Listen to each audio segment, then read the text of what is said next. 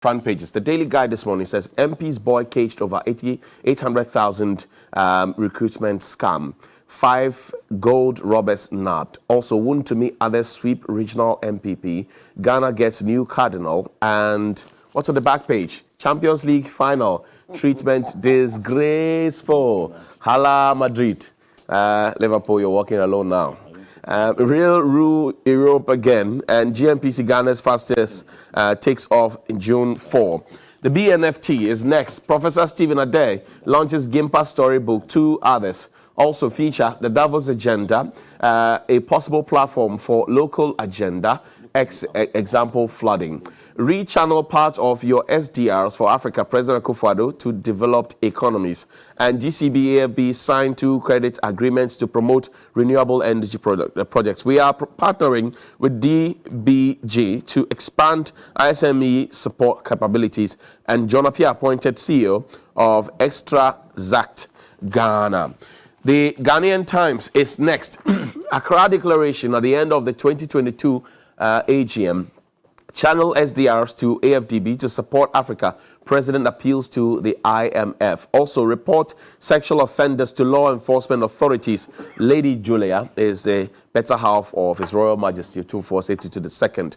Chema Wontumi, others retain positions as NPP regional elections end. Wontumi, Abronye, DC, and others re-elected. On the back page, Ampem Daku dethrone Hazaka's ladies and Kotoko inch closer to title with Midiema win. Oli Faisal share points. The Finder newspaper, Access Bank records impressive growth performance across key indicators. AFDP adopts 10-year strategic plan to revive African economies. Also, Koa mixture to unlock 32 billion herbal medicines market for Ghana, according to the CEO, Professor Atu Duncan. Bomia loyalists win big in NPP regional elections. Divina go home there. Also, Kangberry, Dr. Kangberry, and Chibuesiak, also Benjamin Ama. The Daily Graphic is the final one. It's quite heavy this morning. Bernard Enchibuesiako, Abronye DC, Jeff Konedu Ado, and Francis Nedesia. Well, says, 12 MPP elections, 12 chairmen retain positions, new faces for Bono East, Eastern, Western, North, and Urban Roads introduces secure drain covers, channel idle funds into Africa's development. President Akufo-Addo tells wealthy nations. Also on the back page, Kotoko silence, Mediama at Takwa, Wafa Bichem United share opinions at Sogakope.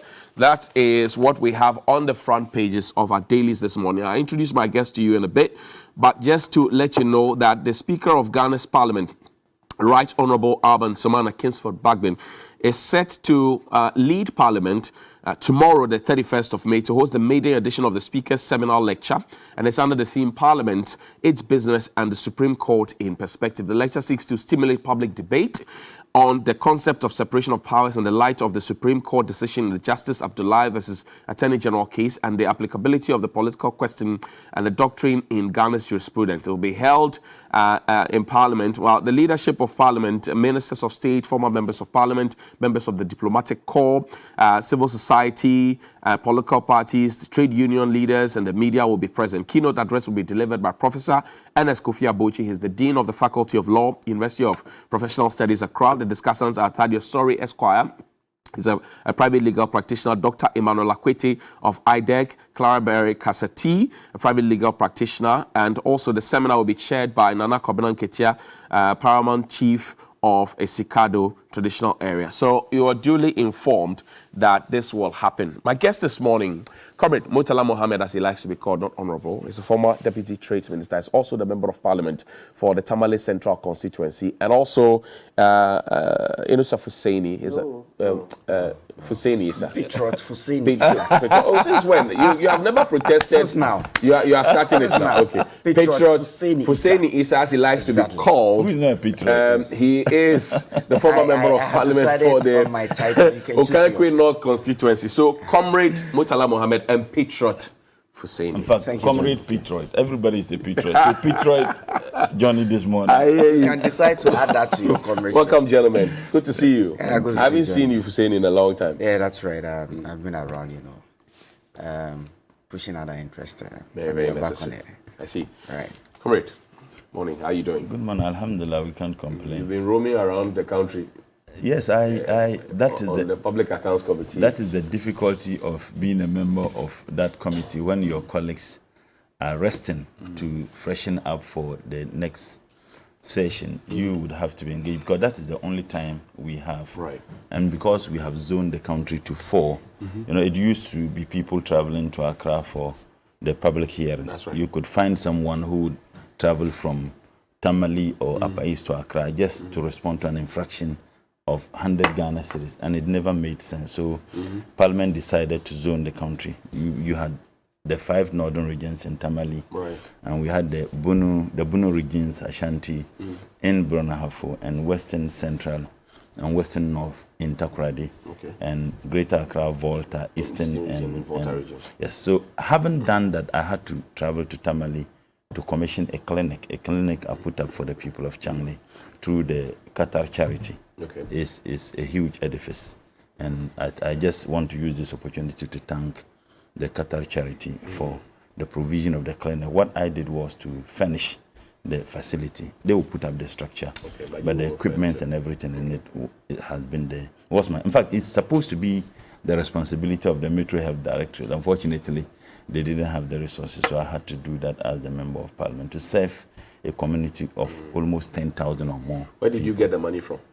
Well, I have, in fact, not common fund, but sometimes you just have to run around. Someone says to do, so you go begging? Not necessarily. I have been saving, to tell you the truth, and I had some little money. I haven't finished buying some of the equipment because I needed to buy beds, so I bought some. The beds, I think I'm left with about 2. And some of the essential equipments were things that I had to purchase. Because if I didn't do that, having commissioned the clinic, the facility would have been there for months until the Metro Health Directorate. How is it going to impact the people? A lot. If you look at the entire area, I'm talking about almost 15,000 or more people within the area. There isn't any health facility. Wow. Tamale, I had a discussion with the Metro Health Director, and he told me that Tamale Metro needed a minimum of 15 health centers at the time, and they could boast of just 5. So I felt that there was the need. There is another facility, and let me use this opportunity to thank the Metro. Say his name. So Sule, the president can Sule is the MCE, the Metropolitan Chief Executive. There was a facility that was not being used, and I had discussions with them, and they released it. We'll be cutting the sword for another health center or cheap compound, if you like, in 2 weeks' time. That one will be done by me as the MP from MP Common Fund. I hear you. Just want to thank him. Okay, let me also say congratulations to the Honorable Dakwa Newman. She's a Member of Parliament for the Okaikwe South Constituency. There's an infirmary at the West Compound. It's a school. It's been left unattended to for a very, very long time. I'm told she did some work and pulling resources here and there with some benefactors, and it's up and running now. So congratulations to her. I like the fact that we have MPs who are thinking about their people. There are those MPs who actually don't go to their constituencies at all. You must endeavor to push them out of Parliament when the election comes. Yeah. You didn't mention the school though for Dakwa. Dakwa? Yeah, it's the West Compound. Of which school? West Compound is a cluster of schools. It's a cluster of schools. So in between Cocoa Clinic and Big Boss, or now Honest Chef. Oh, okay. So it's a cluster of about 4 or 5 schools. All right. Okay. I've seen it myself, which is why I'm saying it. Okay, that's so see something, say something. Nice. I like that. I like that. Good. You are supporting the campaign. Yeah, I'm supporting the important. campaign on all fronts. It's just not to be about security. Yeah, it should be about everything. See something, say something. We all should get involved. Yeah, we all should get involved. Yeah. So I've seen 5 guns in St. John's Will. I'm saying it. Why did one man own 5 guns? Oh, I don't think that there's a limit. Pump action. I don't think there's a limit to number of guns that anybody could own. Maybe at various times there are different versions. If it's a gun lover, and I know people who have is that Wi-Fi. Is there status symbol? Wi-Fi.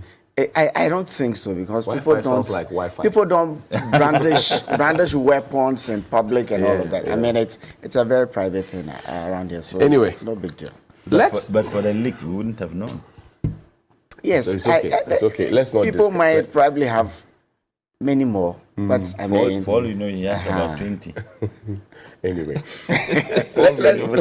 let's get into your party's regional elections. It happened over the weekend. Some Friday, some Saturday, some Sunday. What are the fallouts for you? I think that by and large, we have had very successful congresses across the country.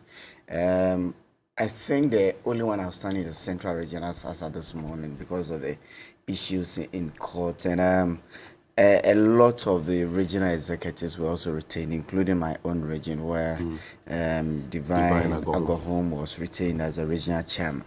I heard, but I've not heard Divine speak since because I was very much involved in activities on the day on Saturday.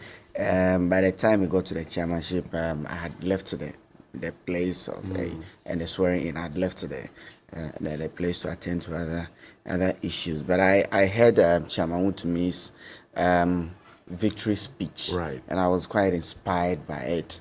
I mean, he set the tone that we are ready for the next election, and that's what it's about. We are putting officers in place to help us win the next election. That's what political parties are about.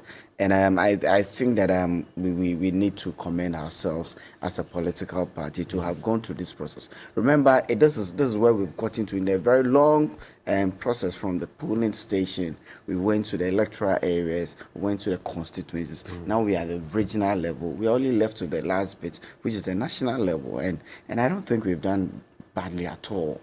We've done really good.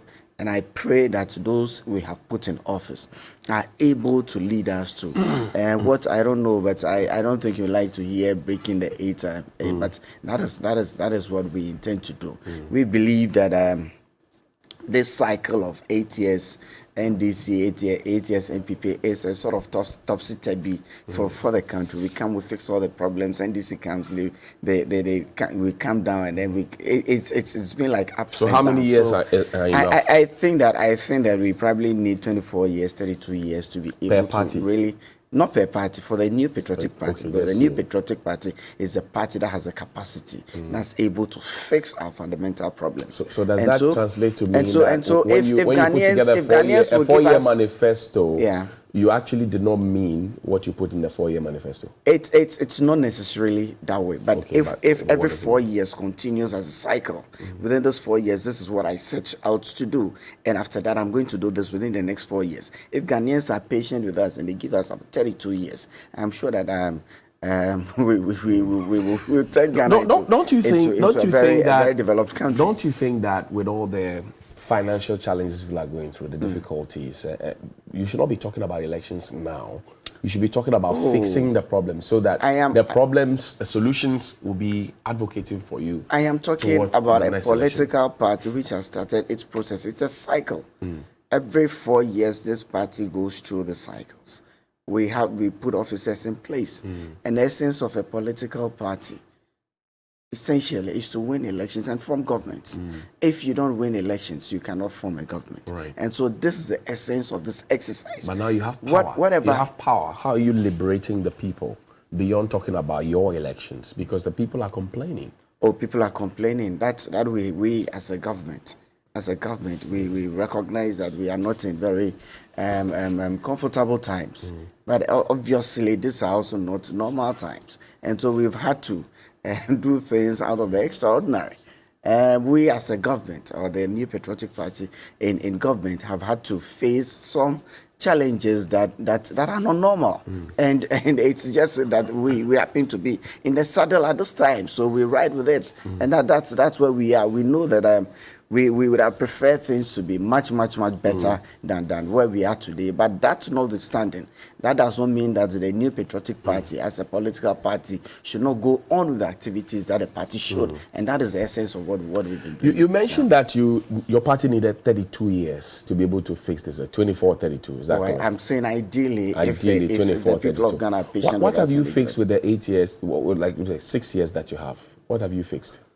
Johnny, the problems of a nation like Ghana, it cannot be fixed as an event. and we have introduced a lot of policies that given time, given the fact that policy implementation itself is a process. You probably will not get it at the first instance, but the process of policy formulation is of getting results and feeding it back into the implementation process. I mean, if you look at policies like 1D, 1F, policies like planting for food and jobs, policies like NABCO. You want to talk about planting for food and jobs? Given time, over time. I'm saying that in the process of policy implementation, even the results that you get, you can come back, feed it into the implementation process, and get a different result. I don't see the results because if I go to the market, food is expensive, sometimes unavailable. Food unavailable in Ghana today. There's planting, but well, the Ministry of Agriculture has had cause to ban the exportation of food twice. Yes, because this if you have planting for food and jobs, and which is largely Johnny, let me address. I want to quickly ask you a question. When you have planting for food and jobs, which is largely cereal-based, maize, sorghum, soya, those stuff, rice, and you have the minister or his deputy say we have banned the exportation of cereals, the same things that we have invested money over time to plant, there's a problem. So you can't be talking about that project and patting yourselves on the back. Because Johnny, the challenge there is that Ghana is not an island.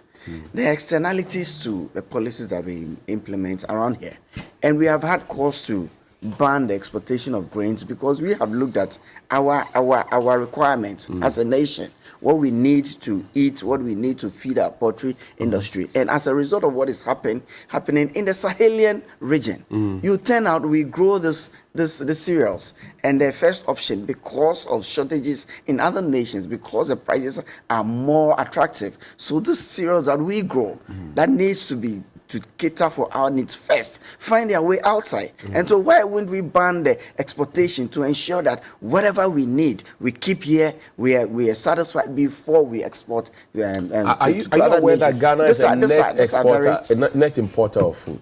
Are you aware? Net importer of food. That we import fish, we import cassava, we import maize, we import tomatoes, we import onions, we import gardens, we import everything. That is why I have said that fixing these problems, it is not an event, it's a process.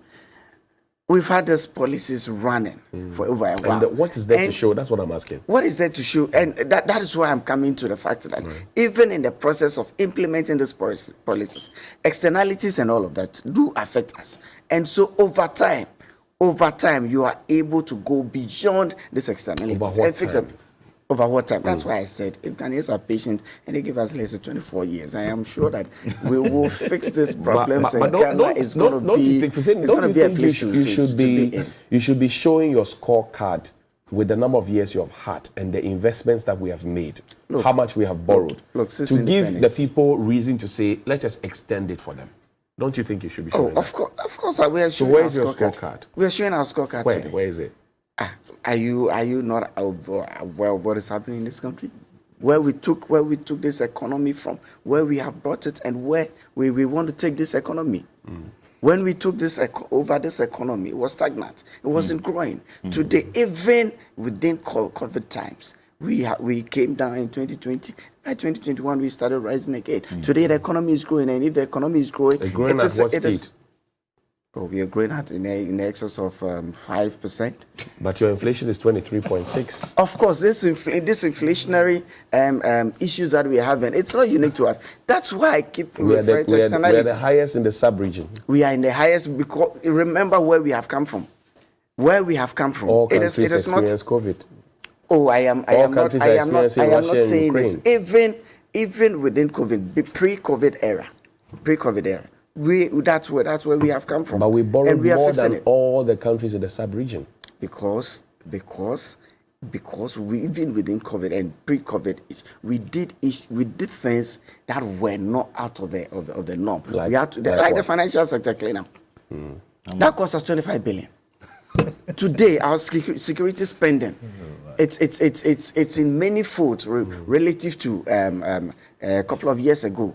we are just talking about see something, say something. Right. These are all things that we didn't have to bother about as a nation. Now we are spending in many folds in that direction. I see. So you are confident that the new set of executives on the regional front will win for you 2024? I'm very confident, because in the campaigning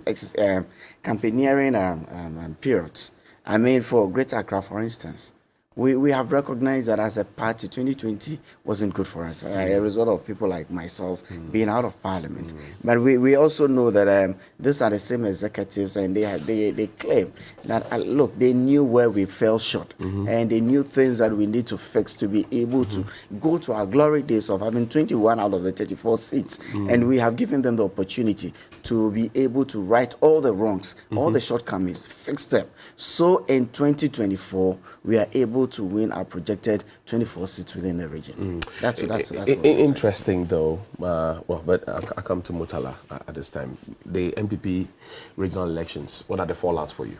Johnny, good morning. Morning. It's been a long time that I have shared platform with him. When I was listening to him, to be very honest, I was wondering whether I was listening to a true NPP person who was being honest, fair, and objective in analyzing the challenges confronting us as a people. And you certainly couldn't have asked him a better question than why there is so much focus on winning the next election rather than confronting the challenges that are facing, or the people of this country are facing. For me, that should be your priority. Your priority is how you reduce the unacceptable level of joblessness in this country.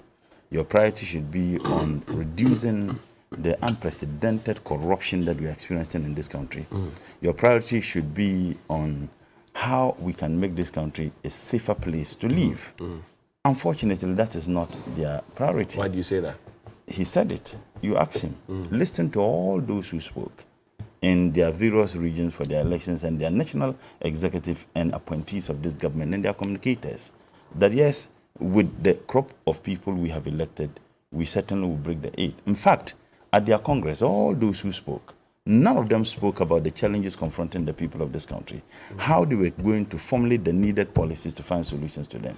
They were all focused on how they win the next elections. But can you fault them? Because it's a political party. They need to reassure their supporters. It's a political party. Because it's a political convergence of NPP people. It's a political party that is given the mandate by the people of this country, though by default.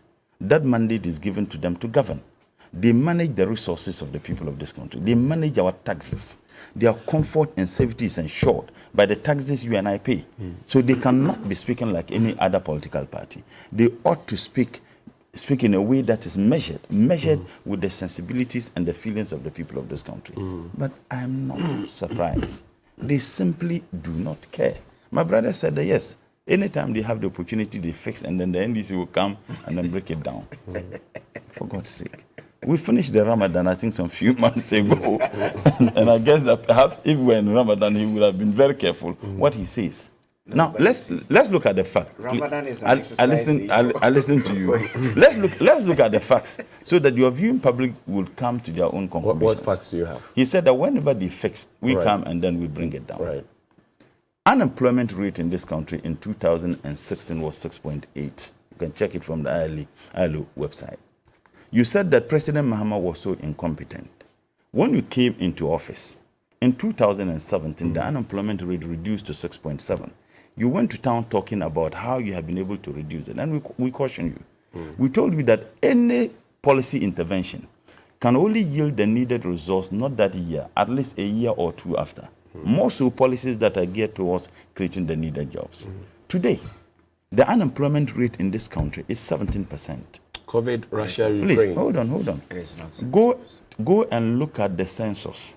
In fact, 19. It is not. Hold on. I say, look at the census. I challenge your producers to just find out. Oh, can I finish? No, but when it ranges where? It's around 12% or something. No, that 12% is in the budget statement. It is not. Hold on. That 12% is 12.6. That 12.6% is in the... I'm saying that 12.6% is in the budget. Hold on. I say it's in the budget statement. Go and check the census, statistical service. It's not, it's 19%. So you say government is massaging Hold figures? on, granted. Within 8 segments. I think that you should allow him to. He kept quiet for you. Please allow him. I am shocked that he's even arguing that it's not 17%, it's 12%. 12% and 6.8%. So is that what you devolve? Hold on. I say 12%. You see, when you're talking and you refer to me, then I'm forced to ask. I'm not referring to you. I'm referring to look at me. No, I'm not talking to him. Please talk to me. Johnny, yes, sir. I'm not talking to him. I'm talking to the statements you made. Okay. So talk to me. You address me.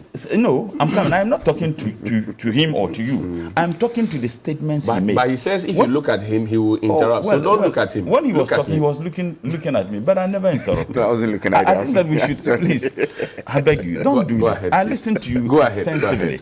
I mean, there were instances I could have interjected, but I didn't do that. I'm saying that unemployment, per the census conducted by the Statistical Service, headed by a person appointed by this president, unemployment is 19%.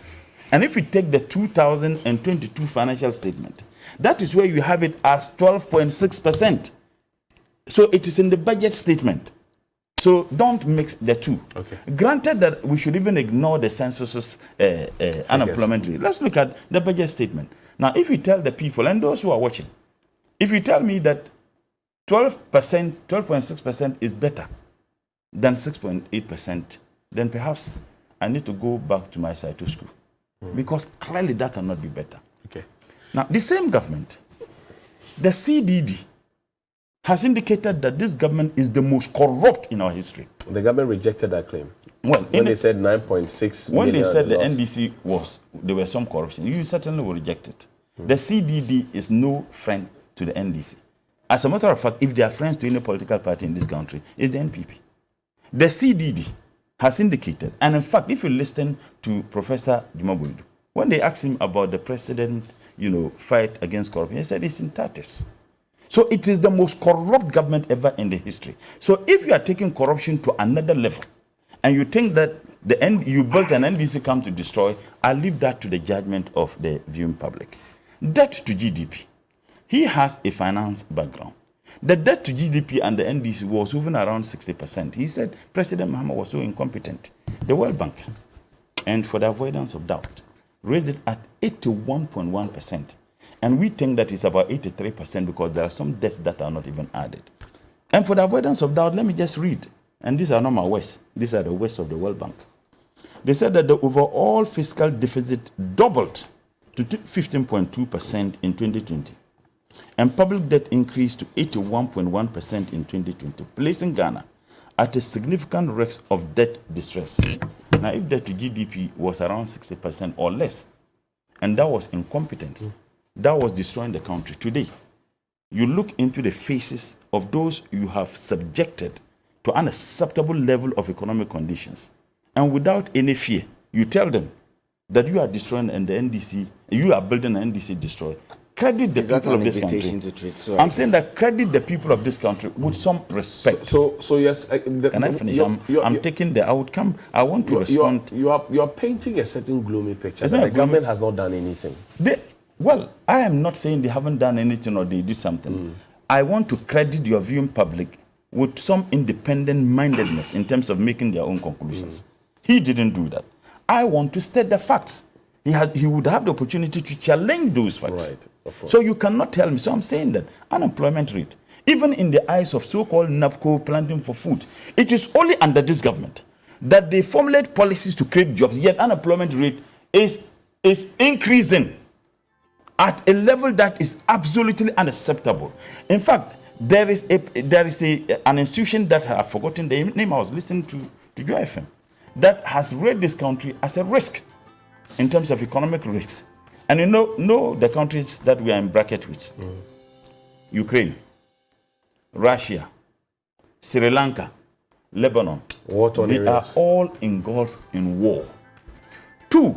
But why would they do that comparison? Because we don't have wars here. It means that those managing the economy knows nothing to zero. What they do is vaunting and bragging as my brother did today. And if you read Professor of blessed memory, the one who was killed in the Professor Ono. Professor Ono. Professor Ono wrote a book, Ghana Political History. I read the book when I was in SS2 at the library in Tamale, and this thing is still in my mind. And he quoted Nkrumah. Nkrumah described the Buza Danko tradition, a tradition, unfortunately, my good fine brother belongs to. A tradition which was formed by my grandfather. My grandfather was one of the founding fathers of this tradition. So if it had to do with heritage, I would have. But as a very rational being, the more I read about the political history of this country, the more I distance myself. What was the description? Professor Ono quoted Osajifo Dr. Kwame Nkrumah, and he described the Buza Danko tradition. That there are people with narrow intellectual and political horizons, but they always see themselves as the leading stars. You remember we have the men. Yet the men have produced nothing. Now again, you have insecurity. The police service in this country. We have to quickly take a break. The first quarter of the 2018 indicated that the armed robbery in this country, in the first quarter of 2018, that we registered the highest level of armed robbery ever in the history of this country. Okay. But you see, let's take a break. We'll come back. I'll give you a chance so you can. So, Motala was talking about a sovereign risk tracker, countries with 50% or higher chance or default. And these are the countries. There's Argentina, there's Ghana, there's Lebanon, there's Pakistan, Ukraine, Venezuela, Tunisia, Sri Lanka, and Russia. All these countries. So you're being public to make your own conclusion. It's not a state of well, I but that is what Bloomberg says. Either is Argentina. No, he painted a picture. So I've update the fact that we'll take a break. We'll return from the break. We'll have a conversation. How about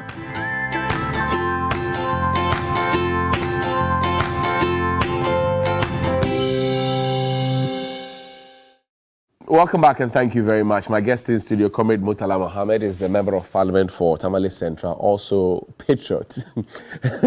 Husseini Isa is a former Member of Parliament for the Okankwe North Constituency. Welcome back, gentlemen. Thank you very much for staying. Thank you for staying with us as well. Your thoughts and comments as always on Twitter. Yes, you were I was making a point. Wrap up in 2 minutes. Again, my brother, when you were asking him to just shoot the scorecard, he was fumbling, a very good communicator, but he was struggling to find ways to respond. There is nothing to show. So I can understand your difficulty. There is absolutely nothing. Naonzo, you know that. Naonzo. There is nothing to show. Why would you? And NDC borrowed about 50 billion. We have a lot to show. You don't need to go anywhere. Just get out of this studio. Rich Hospital is just here. I think that it's a walking distance. And if you wouldn't mind, I can carry you. We'll go and see. I'll carry him on my shoulders. On your shoulders. Yes, I can do that. So that we'll go and see what the NDC did. Circle is not far. We can just take a walk. At least burn some calories. You've seen what President Mahama did. You go to Legon Medical Center. My kids were not well. I went there. I was shocked. And for a moment, I thought I was in a hospital, either in one of the advanced countries, because of what we've seen there. The Tamale Teaching Hospital, the Bolga, regional hospitals across the countries, the roads infrastructure, feeder roads, some of which you have even abandoned.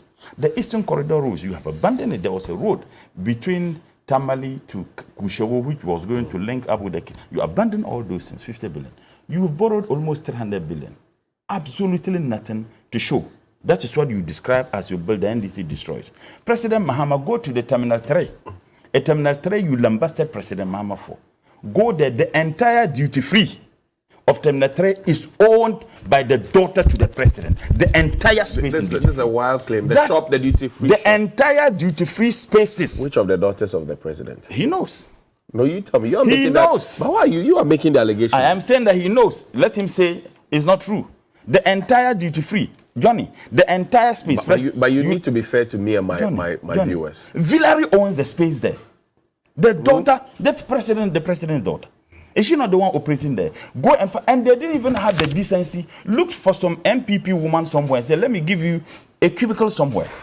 So that at least there will be a charade of everybody occupying spaces. We had we can't independently verify these claims, so we will immediately have to disassociate ourselves from it until we can verify. Oh, why? Verify what? Yes. What are you afraid of? I'm not the afraid entire of, duty-free. I'm practicing journalism. It's either true or it's not true, but I'm telling you that that's a fact. Okay. You had Frontier Health Frontier Health. The testing regime. Yes. A company that had no prior knowledge in the testing.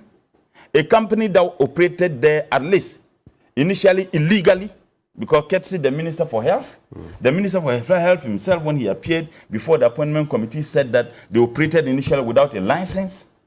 They were making millions, hundreds of millions of dollars. And every $150 that they collected, this country was given just $2. You had a CEO of the airport company, okay, who sat on TV and said all manner of things, bought a flower, artificial flower. How much did he buy the artificial flower? In fact, I'm told Christmas tree. Christmas tree. An artificial Christmas tree, which was, I'm told it was even rented. I am saying that the wanton dissipation of resources, the corruption in this country, in fact, it has gone beyond corruption. It's thievery. Is that what you describe as building an NBC destroys? The people of this country understand. But you see, Johnny, the elections they have had, look, I want to commend them. It was largely peaceful that they had their regional congresses. But as a political science student, I was flabbergasted. Why? And I got extremely scared. Why? About the profound and unacceptable level of monetizing internal processes to elect people to represent. Don't all political parties do that? I am saying that the unprecedented, that level was completely unacceptable internally. Which level? The level of the monies that you were spending. But how much is in question now? Well, internally, for example, you had one candidate who was accused of meeting constituencies and giving them 17,000 Ghana cedis. And then the next day, another candidate went and gave them 27,000 Ghana cedis. And in fact, I haven't given 27. And these allegations were made against each other on radio. So one candidate so these allegations, another made if they are not allegation allow you'd have a chance. Please note your if they make allegation against you and you think it's not true, you deny. They never deny those allegations. The people they gave the monies themselves spoke and said, yes, this was what this candidate gave us. But silence is golden sometimes. Well, how golden? Silence is golden when you are accused of giving monies. If you didn't give money, and don't you think that people would demand to know where you got those monies? 17,000 Ghana cedis. Another candidate went and gave 27,000 Ghana cedis. These things were made on radio. They went, gave motorbikes. And on the ground, I'm told, as they were seated, monies were given. 130,000. They said they were calling 1.3 billion. 130,000 per constituency on the ground. And where are these monies coming from? Only God knows. Only God knows. So that is why I'm saying that it's unprecedented. You see, you had officialdom. You observe those who won. The presidency had an interest. How? All regional ministers and appointees and MPs were commandeered. And in fact, my good friend, the mayor for Tamale, when he was hooked on radio, he was supporting Samba. And then there was another businessman who was supporting Alaji, the Gumba boy. They hooked them on radio, and I can make the audios available to you. And then he said they were in the campaign, and they asked him, but you are the mayor. I said, yes, I have an interest. And he said, oh, we are told it's the president who is supporting one candidate against the other. And as a mayor, you and someone who is in charge of security in the region, and even at the ground, why do you choose a candidate? He said, oh, if the president is not happy with what I'm doing, they would instruct me to stop. Is that what he said on radio? On radio. He said, if the presidency is not happy with what I'm doing, they will instruct me to stop. But you see, please note your reservations. You can always, I'll give you a right of reply. Do you need Archimedes to rise from his tomb to tell you that some of these statements were made? So you're seeing a direct sponsorship from the Jubilee House? Absolutely. You know, and to what purpose? Is it because they want Baumia? Because they want Baumia to lead. That is a fact. But the NPP itself has said time and again that it's going to be a fair contest between Dr. Baumia and Alan Tremanting. It's going to be a fair competition between Chairman in team and any other person who wants to contest for the chairmanship. It's going to be a fair contest. The NPP has said it over and over again. John Bodo has said it. Freddie Blay has said it. What more do you need? What they are doing is what I describe as cartoon scenario reality. I mean, Johnny, I'm also here. I'll give you. I thought you forgot. It's the same. That's why I keep watching my clock. I just thought you forgot. Okay. Go ahead. Don't spend your time. Please don't spend your time on. What they are doing is what I describe as cartoon scenario reality. Now, let's just find an explanation. you played an audio. This audio, the woman was not forced to make the statement she made. And it now explains why this government is resisting the attempt to institute an independent auditing and investigation as to how the COVID funds were spent. How is it related to whether the presidency is sponsoring a candidate or not, and whether the elections at the national level for flag bearership, Alan and Baumia, will be free and But fair? the woman said that she was the candidate of the NPP in Sanaru, and that she was given 50,000 Ghana cedis as a candidate. And she was also given another 50,000 Ghana cedis as a candidate for the elections, taking money that belongs to us.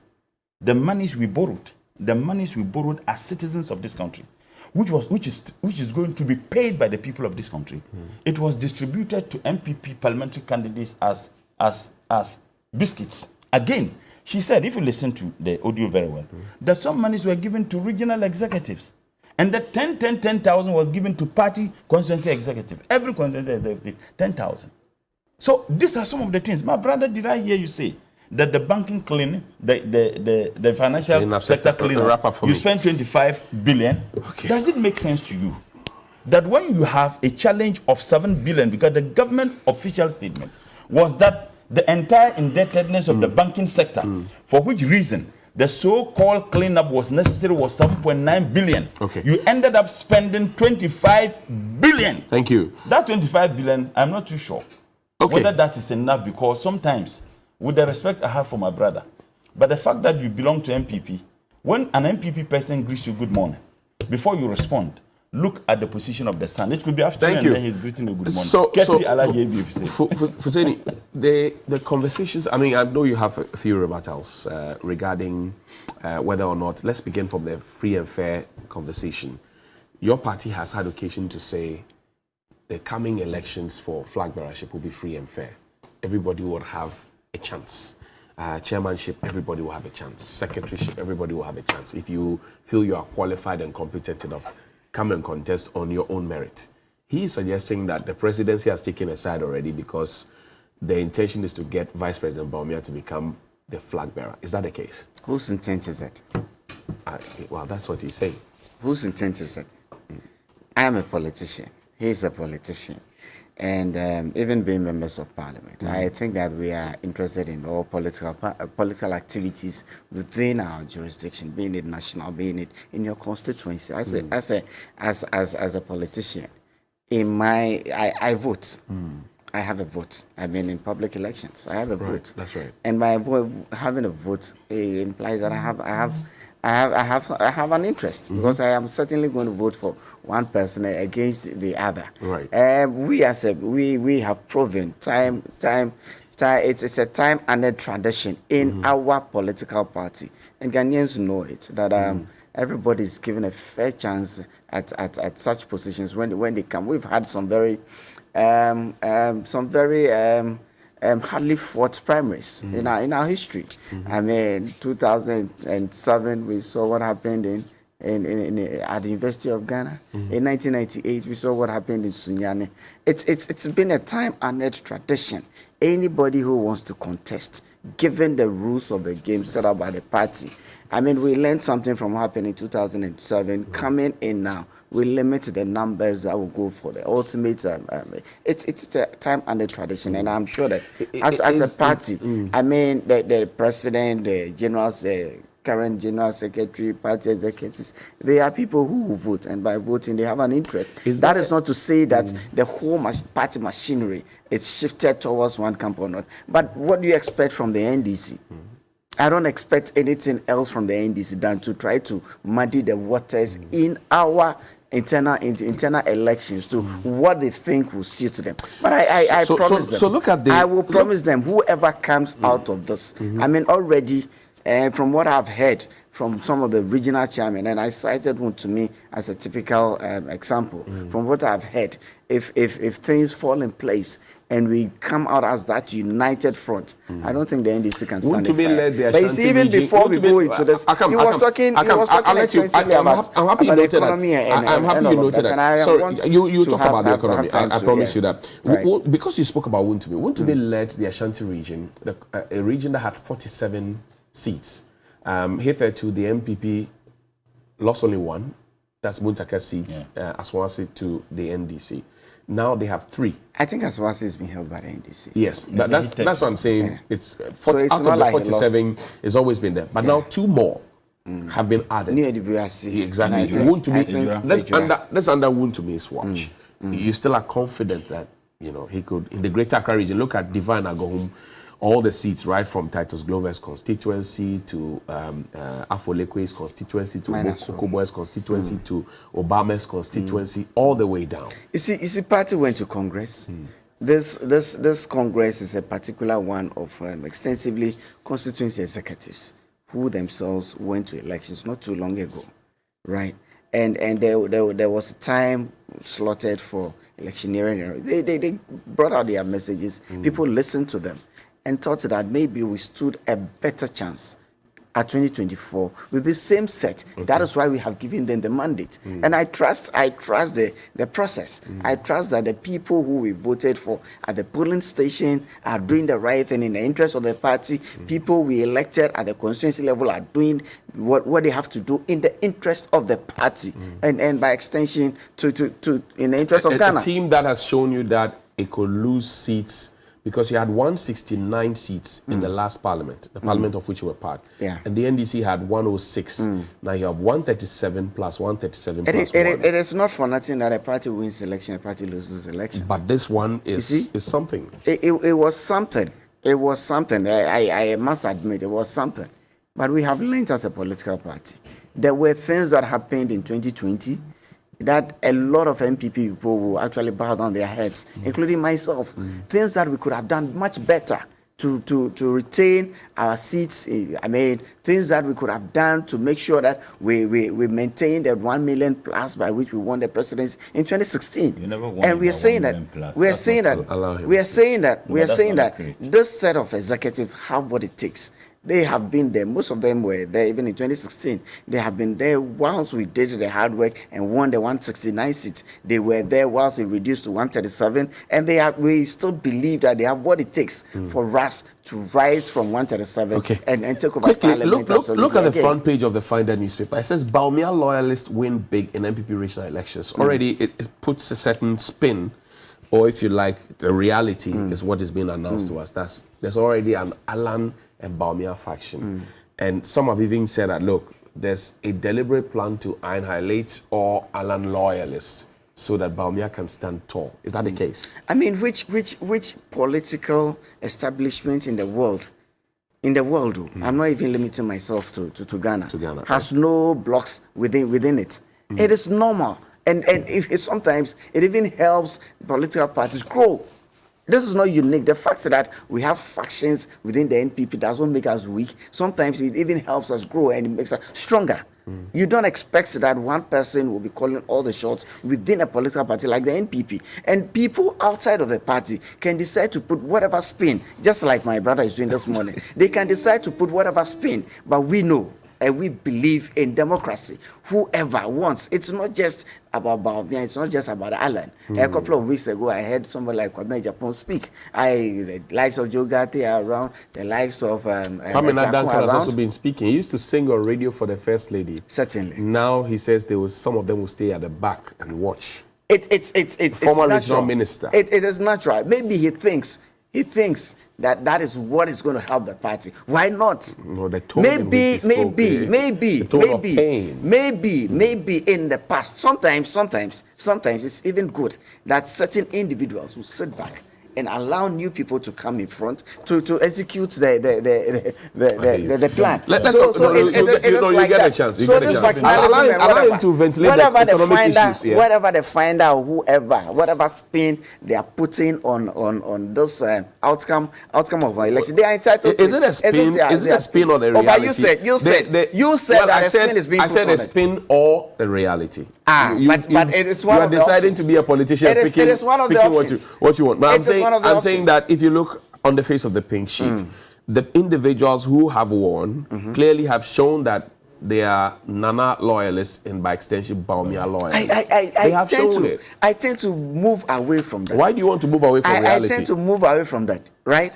Because this was elections organized by the New Patriotic Party. Anybody who went through those elections and have won, it's a member of the New Patriotic Party, and whatever they did was in the interest of the party. Whatever faction they belong to, it's secondary. We are looking at the interest of the New Patriotic Party. Would that not break the front of the party? If you are getting too many influential people being disgruntled, they are not happy, they are complaining, and they are saying this publicly. It's a red flag, is it not? At no point would everybody be happy within a political party. Then I want to ask a question. Yeah. At no point. You cannot meet the needs. Certainly, my brother. Expectations of some people will be met. Not everybody's expectation will be met. But that is also not to say that it means that whatever you bring to the table is not required. Okay. We need to be united as a political party. Going into 2024, without unity, we are not going to be able to. Can I ask you a question? And that we recognize. Go ahead and the fact that we recognize that we need to get united to break the 8, and we have already started working towards it. He doesn't want your question. I think since when did he start asking? That's Echo panelist. I am ready to take your question. Please ask your question. Before I just want to ask a simple question. If you have a regional minister or a DC or a metropolitan chief executive, who is the chairman of either Metropolitan Municipal or District Security Committee, and you are having an elections, and he will be in charge of security for the purposes of the elections, and who is supposed to be a neutral arbiter in this process. I thought you were asking a question. No, yes, my question is coming. Right. Such a person is seen openly campaigning with one candidate. A candidate who is seen as pro one or the other. Would that stand as a fair process? Well, you see the process and the arrangements. No, it's a question now. The arrangements as pertains. He has a vote in the elections. So he must go ahead. And if he has a vote in the elections, I'm not talking of vote, and he's going to vote. He's going to vote. I mean, the basic thing. Okay, no matter the campaigning you do for a candidate, the basic thing is being able to harvest votes. No matter the work you do for a candidate in an election, the most fundamental thing is being able to harvest those votes. Democratic process has gone bananas within the NPP. Within the NPP. Yes. Talk about the economic angle. No. Talk about the economic angle. We are waiting for you. Talk about the economic angle. We are waiting for you. We are waiting for you. Now you're doing nationwide. Fuseni, use your 2 minutes to talk about the economic angle quickly. You see, he was talking about debt to GDP and all of that. And I made a point that, look, we are not in normal times. Look, if we take out the expenditure on this bank crisis, expenditure on the IPP and what we have done to keep the lights on, excess expenditure on COVID, our debt to GDP would have been less than 68%, which is better than that. That is not true. First and You foremost, see, allow him, please. Which is better than you. I'll give you we are in times where globally you can decide to say whatever you want to say about food prices. Global food index, as at 2019 was 95.1. As at February 2022, it is 140.7. Ghana is not an island. The wheat that we consume in this country, I mean, I don't know why as a people we are not adapting to our local foods and all of that. If bread could who must lead the challenge? Oh, you see, in the past, some of those things have been implemented. But you see, when these challenges come, I'll tell you a typical one. Okay. Under President Kufuor, we used to use a type of bulbs in this country. President Kufuor, when we had the energy challenges around 2007, actually introduced energy saver bulbs, and it's caught on completely, and it's perfect. So within that challenge came a solution that has helped us. But I'm saying that, and the NDC, they told us that too many people were using mobile phones and charging the data account. You know, regarding the food, I'm interested in the but we did not just say I'm interested in the food. We found a solution to it. I'm interested in the food angle. The food angle. That's what I'm saying. So I sat in front of the president in 2019. I was going to do a wasa at the FPR Bema camp that day. It was the 19th of December 2019. Or so 20th December 2019. The president said that in that year, because we have had rice glut, we should, MMDCs, agencies, whatever it is, should now resort to using local rice for all forms of state-sponsored refreshment. Today, can the president again hit his chest to say, since I gave the directive in 2019, that has been done, it has saved us X amount of money, cut our rice imports by this much, and we have used that money to invest in our local industry so that we can eat quality rice from home. I'm sure that the data will be there. Whatever results, I know the data. Whatever the results will be there. Will be there, right? Whatever the results. So your rice imports from 2019 has increased astronomically. It's very unfair for you to put me on the spot to give you the results of that policy. No, I'm not asking you to give results. I'm asking, can the president hit his chest? But you are telling me, you are asking me about the outcome of that directive. I'm saying, can the president hit his chest today to say that since I give this directive, as a result of the rice glove? And my answer to you is that the data will be there. Well, the data is showing that we have imported more rice. I am not too sure. I am not too sure where I sit in here this morning. I'm unable to give you where the data is. But I'm telling you where the food price index is. Right. And you know what? Globally, when you talk debt to GDP in these days, look, the former chancellor for Germany, Merkel, was saying, look, these were no times for us to be talking about, and even our own president was quoted copiously around the world. Look, we knew how to bring back economies at the critical time in a time like 22. In living memory, the human race had never faced a challenge like that. That is what we've been through, and sometimes I just expect NABCO beneficiaries who have not been paid for 7 months, who are living on an empty stomach, who are asked to stay on and work. There's no plan. There's no money to pay them. They have not been communicated I listen to how do you propose that you're going to bring back the economy back with them? I listened to Dr. Anyas on another platform. Where you're sitting. I listened to him a couple of maybe weeks ago. Right. And it's not a problem of them not having been paid. It is about where the scheme was, when they were given the directive to stay on, who stayed on, who actually worked. You have to go through a process to be cleared. There's no confusion. It's either the people who listened to those directives and went through it, they have been paid. Are you sure? And they're up to date on it. Are you sure? I am telling that you. That NABCO beneficiaries have been paid. The people who listen to the directives given by NABCO over time and went by it, and they went through their normal clearances, whatever time sheets they had to file and all that. Those who adhere to it is those who what percentage of will it be of the whole? That as well. You don't have that information, but you know that they have been paid. That as well. But you know that they have been paid. Because I listen to Dr. Anyas on the platform. Okay. And I trust I hear you. Take your 2 minutes. Sorry, please take your 2 minutes quickly. We'll talk about what's coming up in business. In Islam, we are told that al-Muslim huwa al-Muslim. That every Muslim is a brother to another Muslim. Right. Scout law for a brother is scout to all scouts. And on that basis, I want to apologize to those frustrated NABCO beneficiaries. They shouldn't get angry over my brother, because if I were one of them, I'll be extremely angry. So as a brother, I'm apologizing sincerely on your behalf. Has he contracted you? Who made you? That's why I said I am speaking for who made you? Who made you my spokesman? We have to go, so let's keep it. Mutala, who made you my spokesman? I'll give you the information. In 2016, when the NDC lost power, we were spending about $450 to $500 million importing rice and food products into this country. There was a ban on small rice importers into this country. There was a ban. This government came in. They lifted that ban unconditionally. We are spending close to $2 billion a year importing rice and food products into this country. $2 billion.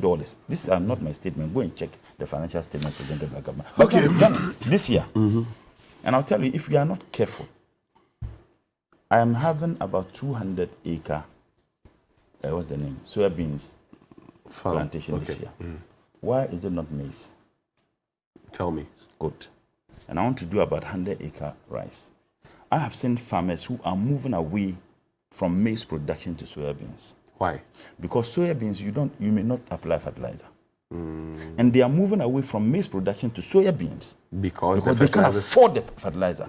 That is a danger. Why is fertilizer expensive? A 15% subsidy. Why is fertilizer expensive today? Johnny, no, the reality. If you ask me why it is it is cheaper today.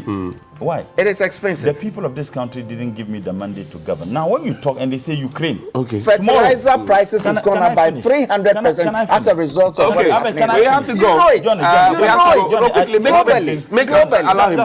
We have to go. Johnny, today the challenges confronting us, my brother is saying that, we are in a global community. As if under NDC, we were an island. Under NDC, the same global community. Thank you very much. Comrade Murtala Mohammed is the Member of Parliament for the Tamale Central Constituency. Also, Patriot, as he says I should start calling from today. Hussein Issa is the former Member of Parliament for the Okaikwe North Constituency. Your microphones are off. Your microphones are up. Happy birthday to Mr. Alfred Ni Ama Ayi. This from all of us here at Media General, all your friends in Bubwashi, St. Joseph, the Work Anglican Church. Alfred Ni Ama Ayi is your birthday today. Also, a centenary birthday, your 100 years today, to Mrs. Gloria Daku-Adati from Mrs. Harriet Emisa Arthur, Executive Director of the Arthur Energies Advisors and siblings. Gentlemen, please, I need some quiet. Please, I need some quiet. Please, I beg you. I need some quiet. A belated happy centenary birthday, your 100 years, Mrs. Gloria Daku-Adati from Mrs. Harriet Emisa Arthur, Executive Director of Arthur Energy Advisors and siblings to their mama. Also a special one to Lieutenant Akosia Sewa Apia Diamenu. Today is your birthday. This from your husband, Captain Peter Kwashiga Diamenu. Happy birthday to you. Also a happy birthday to Barbara Bright Ellis of Winneba Nursing School, class of 2022. This from Mrs. Sabina Amoncho. Well, also today on business or in business on TV3, we will tell you why Ghana's inflation is largely homemade and not imported. 2, the cedi is looking shaky on the forex market. We'll tell you why, and we'll also do a review of the AFDB meetings. Fuel prices to go up. We'll tell you all of that 7 p.m. and then 4:30 p.m. But the Speaker of Parliament is inviting you to a meeting tomorrow. We'll tell you some more. See you after the break.